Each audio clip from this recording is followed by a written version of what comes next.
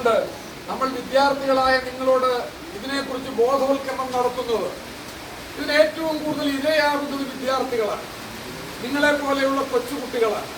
കാരണം നിങ്ങളോടിത് വിൽപ്പനയ്ക്കായി കൊണ്ടു തരുമ്പോൾ ഇതിൻ്റെ ഗുണദോഷങ്ങളെക്കുറിച്ച് നിങ്ങൾ അറിയാതെ അല്പം രുചിച്ചു നോക്കൂ എന്ന് പറയുമ്പോൾ വേണ്ട എന്ന് പറയുവാൻ, നോ എന്ന് പറയുവാനുള്ള തൻ്റെയിടം നമുക്കുണ്ടാകുന്നില്ല എങ്കിൽ, ആ ഒരു ധൈര്യം നമുക്കുണ്ടാകുന്നില്ല എങ്കിൽ നമ്മൾ എന്ത് പറ്റുന്നു, അതിലേക്ക് പതുക്കെ പതുക്കെ അടുക്കുകയും അവസാനം നമ്മൾ ലഹരിക്ക് അടിമപ്പെട്ടവനായി മാറുകയും ചെയ്യും. അങ്ങനെ ലഹരിക്ക് അടിമപ്പെടുന്നത് വഴി ഒരുപാട് ദൂഷ്യങ്ങൾ നമുക്ക് വ്യക്തിപരമായി ഉണ്ടാകുന്നുണ്ട്, സമൂഹത്തിനുണ്ടാകുന്നുണ്ട്, രാജ്യത്തിനുണ്ടാകുന്നുണ്ട്.